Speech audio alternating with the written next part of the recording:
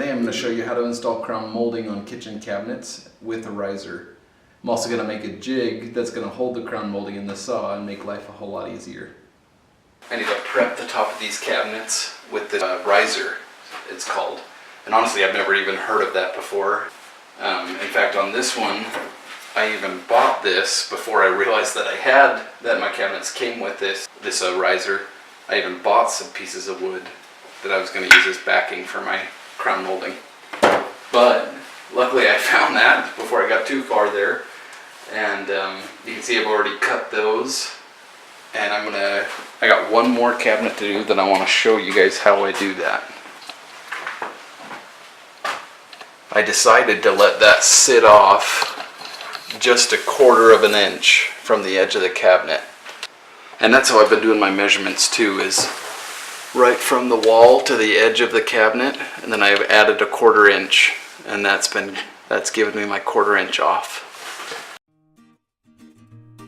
Yeah, kind of like what I just said earlier, Sarah and I, when we opened the box that had all these pieces in it, I didn't have a clue what this was. I had to Google and search until we figured out that this was a riser for the crown molding so that it could reach to the ceiling. So this is going to be the right hand side if I just keep this edge, which I will. That looks good.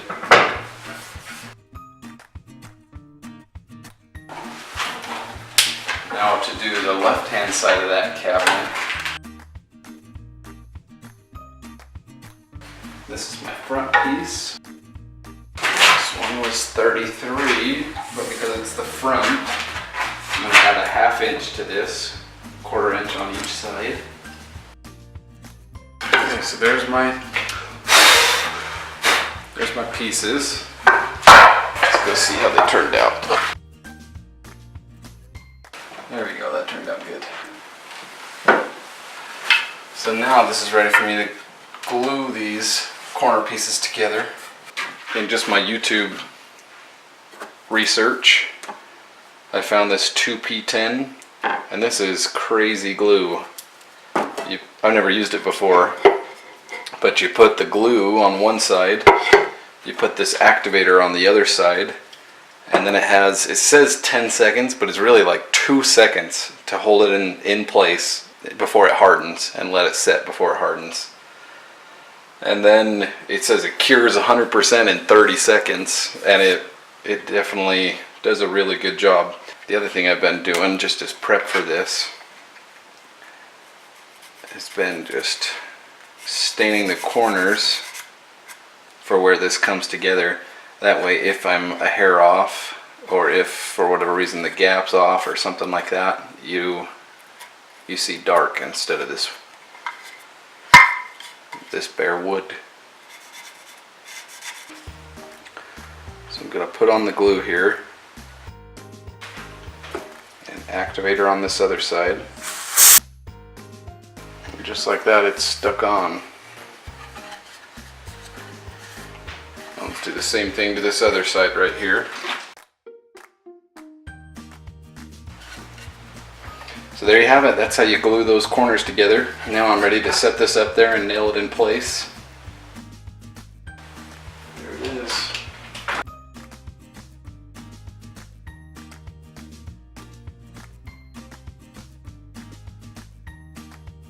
So on the uppers, I gotta wrap around. And on the lowers in the middle, they just get a straight piece, because they just butt up to cabinets, obviously.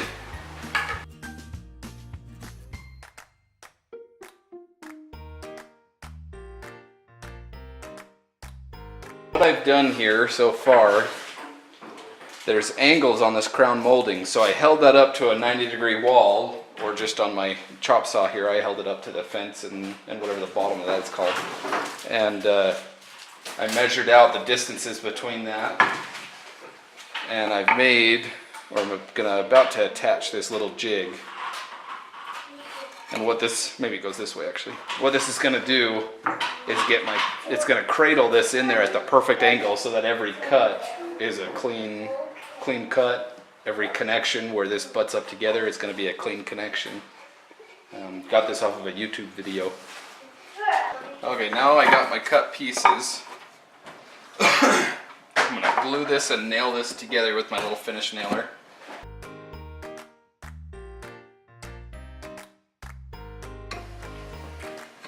Okay, so now we got that nailed together like that. I'm gonna do the same thing with this top piece like this.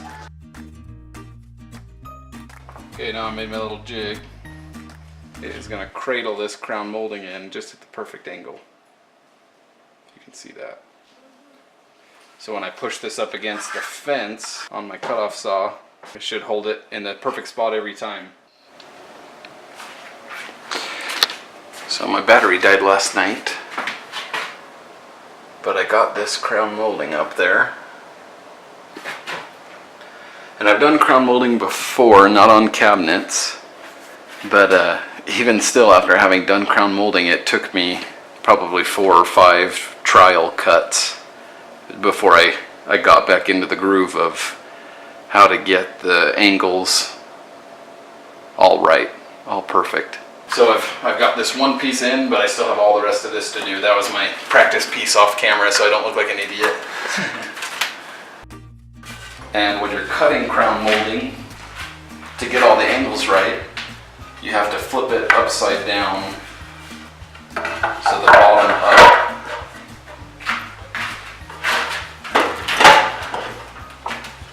Then with my jig, I can just push this against the fence of my cutoff saw, and it holds it right in the perfect spot. So I'm going to start out my cut getting my angle right first, and if we're calling this the side piece, my angle needs to go this way. Perfect. First try.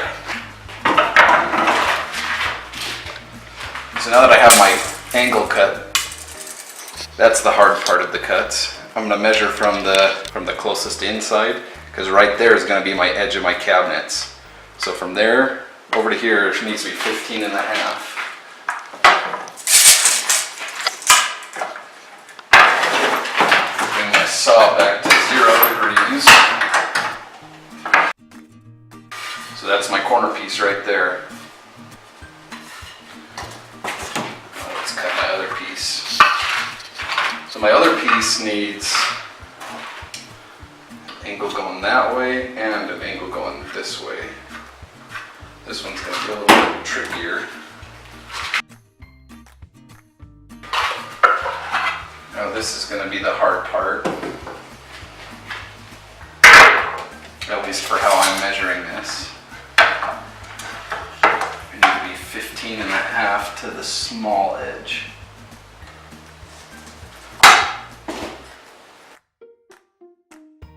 Doing a quick test fit of this.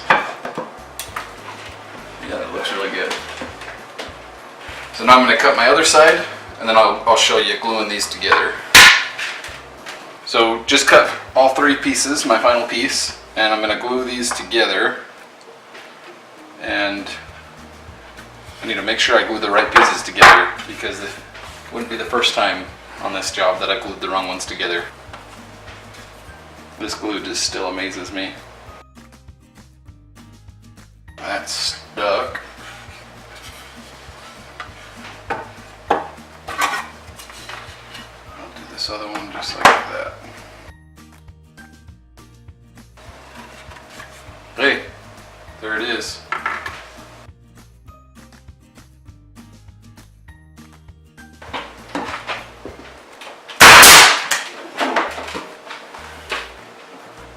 So then I'll go back to the nail holes, and I have some putty that I can put in there, and it actually hides it really well.